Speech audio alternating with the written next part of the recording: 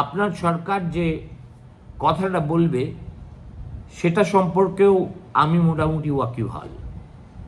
আপনারা বলবেন যে আমরা তো নোটিফিকেশন জারি করতে চেয়েছিলাম, কিন্তু যেহেতু মডেল কোড অফ কন্ডাক্ট চালু হয়ে গেছে, অতএব এক্ষুনি আমাদের পক্ষেই কাজটা করা সম্ভব নয়।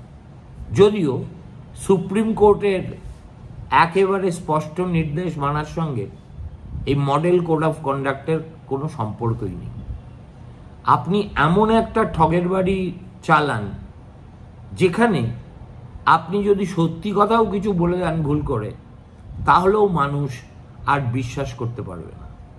সুতরাং আপনার এই প্রতিশ্রুতিকে এখনো পর্যন্ত আমি অন্তত কোনো নম্বরই দিচ্ছি না, বরঞ্চ আমি মনে করছি যে একজন ডুবন্ত মানুষ একটা খড়কুটো দেখলে বা খড়কুটো পেলে যেভাবে আঁকড়ে ধরে, আপনি গদি রাখতে এখন এতটাই বেপরোয়া হয়ে গেছেন যে যে কাজটা করবেন না বা যে কাজটা করার সামর্থ্য আপনার নেই, আপনি সেই রকম একটা ঘোষণা রাজ্যের মুখ্যমন্ত্রী হয়ে এক্স হ্যান্ডেলে করে দিলেন।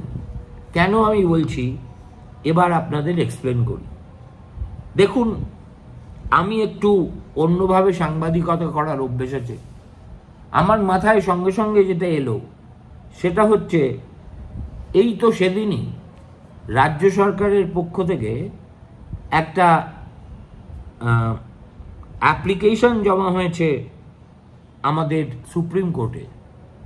তাতে 31শে ডিসেম্বর 2026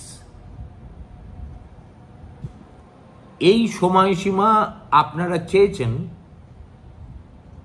সুপ্রিম কোর্টের আদেশ শিরোধার্য করার জন্য।